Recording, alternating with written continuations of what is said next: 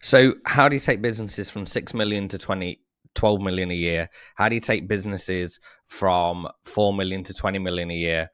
And these are the kind of results that we've got over and over again. So it all comes down to the first part of the journey. And this is not the only part, but this is a really, really important foundation of the business, is understanding your dream customer. So if you understand your dream customer, who they are, what they do, where they hang out, not just that stuff, but also on a deeper level, which I'm about to show you in this video, then you are going to be able to acquire customers at a lower cost, get more people into your funnel, ascend more people through the buyer journey, and understand what are those specific points and those specific pieces of messaging that you need to put out there in order to attract and convert more customers.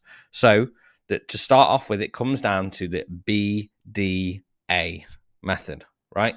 Before, during, and after. So what happens in the prospect's mind at each one of these stages in the journey? So we're going to break this down one by one. So before, firstly, what we want to be looking at is something called the pattern recognition matrix. So in terms of awareness level, where they are right now, if they're just beginning that awareness level, then their mindset right now is just like, something's not working. You know, like, for example, let's say someone's at a 7-figure level right now and they want to get to 8 figures. Well, they might be at like, if they're 1.5 million, they're probably just about 8-figure level already. However, they want to go and grow and scale that, but they're just like hitting this gap. It hits the 1.5 million and then they just stop. So every year, maybe it's 1.5 million a month, maybe it's just 1.5 million per year, but they hit that number and then they can't get any further. Every time they try and do, something breaks. They don't know why. It's just they keep trying harder and it's not happening, right? The middle level, there must be a better way, right? They're actually looking for solutions at that point. Maybe they went and did something completely different. They did a big launch and things just went wrong. Maybe they've hired a agency or something in the past and that agency took them to where they are today, but they can't take them any further. So then you end up either like losing that agency because maybe they retired or something like that, or you lost a key member of the team. Those kind of things, right? And it's just like, we need to fill that gap. And then you've got the ready to buy. I need this solved. I need this solved now. They're actively looking for that expert help. The people in the ready to buy is only about 3% of people at any one time. So if you're not hitting people at these other stages and calling those things out as well, you're not going to guide people through the stages of awareness. So when we look at the situation, they're actively seeking expert help right now, right? And they know that they're missing major opportunities. Like, we always find the ideal person comes to us who's in pain right now. And interestingly, you see sometimes their revenue is plateauing. So they're at that beginning stage, but they also know why it's plateauing to an extent. And they need that expert help, right? So then what happens during? Well, what are the engagement patterns that happen that predict the purchase? So if we look, what is creating that intent here? So you've got implementation content. So this could be the downloaded templates or action plans, or they've just shown that readiness to take action. They might have booked a call. They might have filled in a survey or a quiz. They might have downloaded something.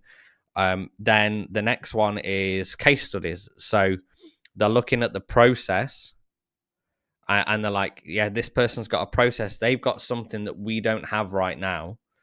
And if I use that thing, I'm going to get the outcome that I need.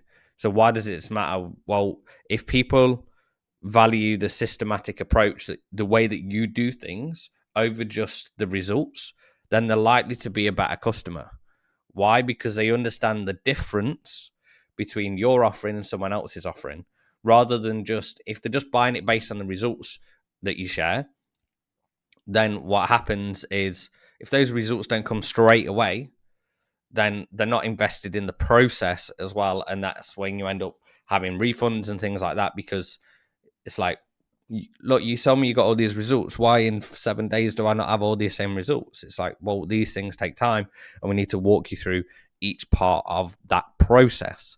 And then you've got things like support materials. So, are those people actually going in any of your free products and then asking specific questions? Are they planning for that implementation next in the process?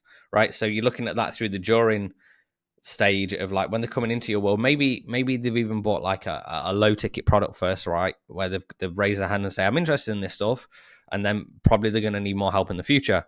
And then you've got the after part, right? So that's a success prediction matrix. So this is just an example, but this is similar to numbers as well that we've seen in clients, right? So implementation speed. So typically the people who implement fast are the ones who are higher lifetime customer value. Why? Because if they implement faster, they're going to get the result faster. If they get the result faster, then they're naturally going to ascend through the journey and go, wow, I paid you this much money and I got this result. Well, what if I give you more money? Am I going to get even a better result? Right? So they show the commitment to action, and then people who commit to action are more likely to buy again in the future. I had someone buy one of our products yesterday, and I reached out to him straight away afterwards because I noticed they went through, they bought the whole funnel straight away. And then off the back of that, then they reached out and said, hey, just let you know, one of your links is not working. So I knew they'd gone in and actually started the program straight away. So we went in, fixed that for them straight away, and they appreciate the fact that we were quick as well. And then I reached out and said, hey, we've got another product launching soon. Would you be interested in being a beta tester for that when it comes out? And it's like, yeah, absolutely. Right. So now I found that person is a hot buyer. So, and they naturally implement. So, what am I going to do? They're going to be the first kind of people that I reach out to, and I'll go and launch a new product. And I'm going to get the feedback from those kind of people because they're my best customers. And then other behavior patterns, so support engagement, right? So, do they actually ask for help when they need it? Here's the interesting thing with people who, like this one with the better results. So, some people will ask for support after support after support, and they'll ask questions over implementation. These two need to work with each other: implementation speed and support in the engagement.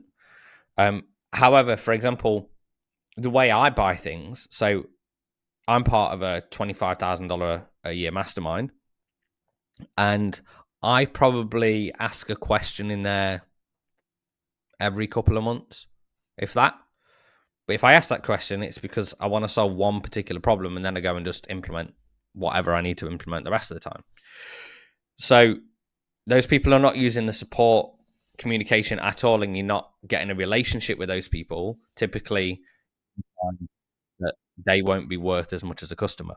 And then community participation. Quite often, you're going to see a higher referral rate if people are, number one, investing in long-term growth, and number two, they feel part of something. They have a relationship with you, with your company, with what your company stands for. So I'm part of another mastermind, strategic coach, and that is Dan Sullivan's mastermind. I joined that this year, and it feels like a community. Now, is it the kind of one where we're all posting questions in a Facebook group every day? No, but we meet once a quarter in London. So when we go down to London, we know we're going to be meeting that community again, and we start communicating using Dan Sullivan's frameworks. So we talk about buffer days and focus days and free days, and it's okay if you don't understand what any of those things mean, because the point is we start to use the lingo, right, the language patterns of what it means to be in that community.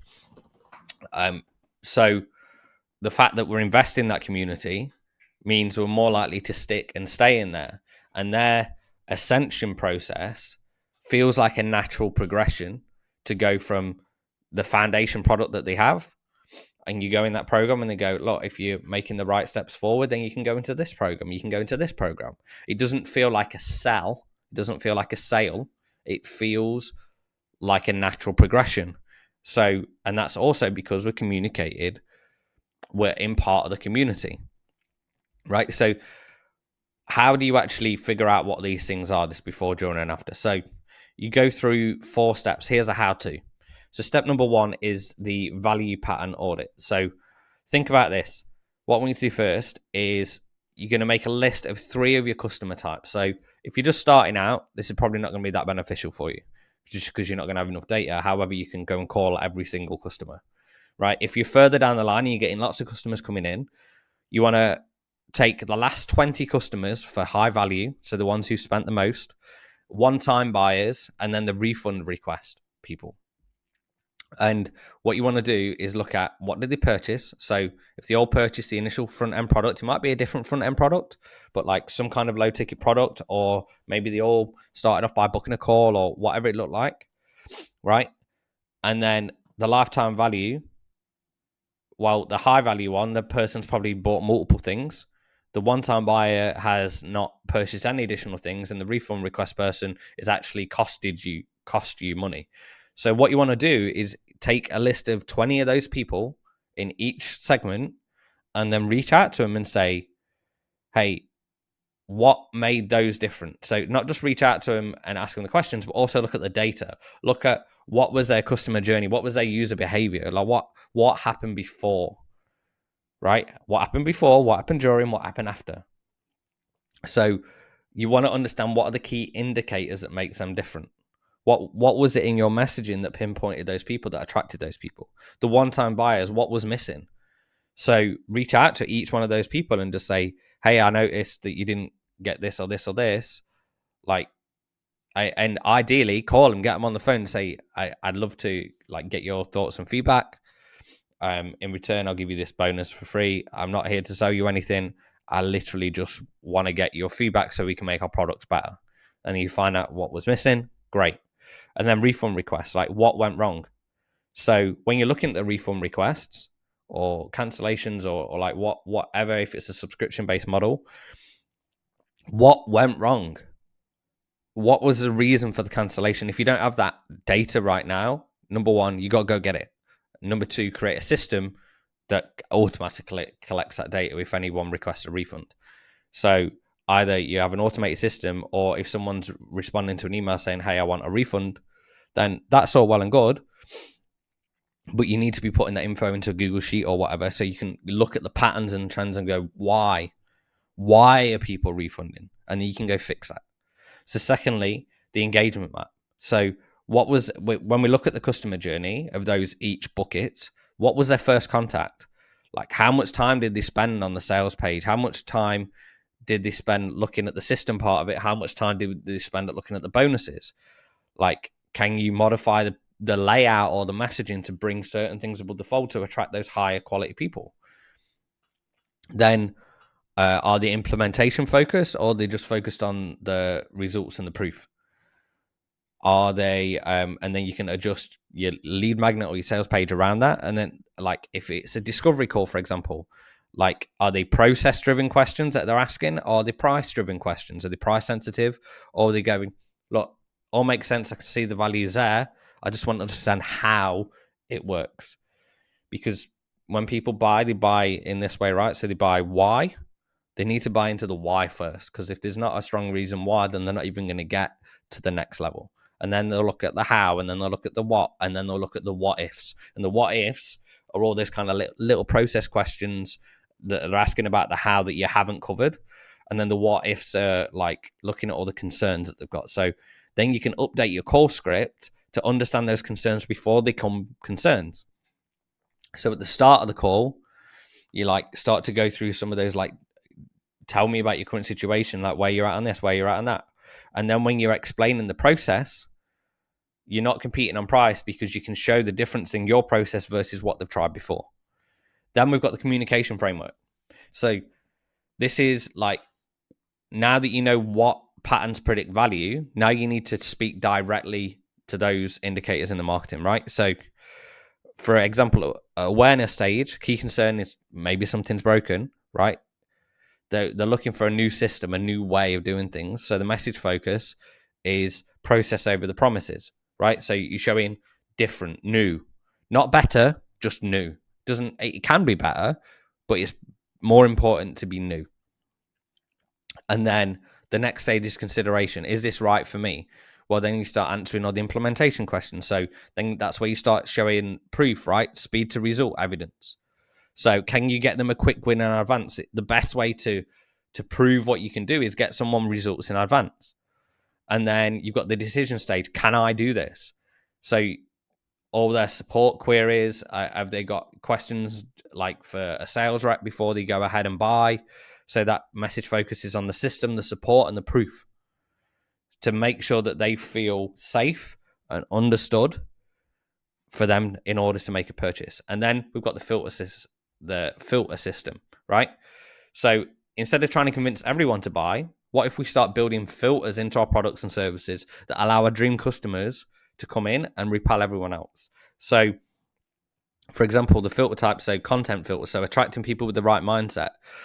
So if you're like putting really hyper marketing out there, then naturally you're going to probably attract a few more people who don't have the money to invest in there. So, but if you're attracting people that you're sharing educational content that is maybe slightly more advanced or slightly more for established businesses or customers, right? Then you can do system focused training. You could do case study kind of videos. You can do explaining the system. You could do book funnels, right? Those kind of things that attract the right mindset kind of person. Because if someone is willing to read your book, then they're shown they're an action taker. They're shown they're an implementer. They're shown that they value knowledge. And then you've got the action filter. So testing that commitment, small challenges, right? So whether that be fill in this quick 5-minute quiz and it will tell you like how you score on this thing. Whatever that thing is, getting them to take some action, whether it's download this lead magnet and then go and implement step 1 and give them an implementation task. And then the investment filter, right? So this helps verify the readiness of how ready they are to move forward. So a customer is worth a lot more than a non-customer. And I don't just mean the price of the sale. I mean the overall, how much value you get from a customer who's more likely to then buy from you again as long as they had a great experience. It's a lot harder to take someone from cold who's never bought anything from you to spending 10 grand with you than it is someone who spent $100 with you, had an amazing experience, and then they go and spend 10 grand with you, right? One of the ways we can do that is strategic pricing and adding value-based offers. So let's look at that from a price filter standpoint. Like, well, how can you change your pricing in order to bring a different kind of customer in? So think about this, right? Option A, you sell your front end product, exactly the same product in both these situations that I'm going to share with you. First product is $27. Let's say it cost you $200 to acquire that $27 buyer. So on day 1, you lose $173. Sounds pretty rubbish, right? However, the lifetime customer value of that customer is worth $400. So over the course of the next 60, 90 days, they're worth $400. So it means you put $1 in and you get 2 back. So you get a 2x return. Option B is instead of charging $27, you charge $47, right? So $20 more, but you get a different kind of customer coming through. So it might actually cost you, instead of costing you $200, it costs you $300 to get that customer, which is like quite significantly more. So you're actually losing $253 on day 1. That's quite a lot. However, the lifetime customer value of that, let's say they're worth $1,200. So they're worth 3 times as much as option A for changing the price by $20. So although it's cost you another $100 to get that customer, it's actually then that customer is worth 4 times the initial acquisition cost versus 2 times. So which one would you rather have? Would you rather spend a little bit more to acquire a customer and get a better quality of customer that spends 4 times what the cost to acquire is, or would you rather have one that spends 2 times? Now, if you're bootstrapping and you can't afford that cash flow, then maybe you're going to start off with option 1, and that's okay. But what you'll find is over time, as you want to scale the business, you might actually change your price points to get a better quality of buyer coming in. So here's what this looks like in practice as well, if we're looking at the messaging side of things to attract those people at those different price points. So for example, instead of saying scale your business to 7 figures, For a coaching business, you might say turn unpredictable client acquisition into reliable 50K month revenue in 90 days with done for you campaign templates and weekly optimization calls, right? It's clear what the outcome is, what the time period is, how you're going to get it. For an e-com store, it might be transform sporadic sales into consistent 100K months in 90 days with inventory forecasting tools and daily conversion coaching, right? For a SaaS company, convert your churning user base into 95% retention within 90 days with a customer success playbook and dedicated onboarding specialist, right? This probably could still be a little bit tighter, but you want your method, your way of doing things. And these get even tighter if you go more niche, right? So, for example, let's say it's you've got a specific SaaS that helps people reduce their churn on their membership through Recurly or something like that, right? One of the other software tools. It's like how to reduce your churn for Recurly users by 95% within 90 days, right? Using our automated system and dedicated onboarding. Right, and then service-based business scale to 20 to 50 clients without working weekends in 90 days with our automated scheduling done for you client workflows. Okay? Real estate teams, double your closed deals without doubling your hours in 90 days with our lead qualification system and daily deal pipeline reviews, right? Are these the best in the world? No. However, is it better than scale your business 7 figures? Yes. Okay, so that's what we want to be looking at there overall. And if you start going through that process and think about that from an implementation standpoint, is step number 1, break down the customers into high value customers, one-time customers, and refund request customers, and then understand what happens before, during, and after. And then from there, then break down the engagement touch points as the first contact, what happens on the sales page, what happens afterwards, then what messaging do you need at each stage of the journey for each one of those kind of customers, and ideally to attract more high value customers and reduce the amount of refunds. And then how do you then create the right value structures in there to make sure if they consume this piece of content, then the lifetime value increases. And then if you put it at this particular price point, the lifetime value increases, because that's where the game is won as you scale up, is in lifetime customer value, not on the first purchase, on how much a customer worth over the lifetime of having them. So if you like this, like and subscribe for more. This is actually the first chapter of my book that's going to be coming out soon.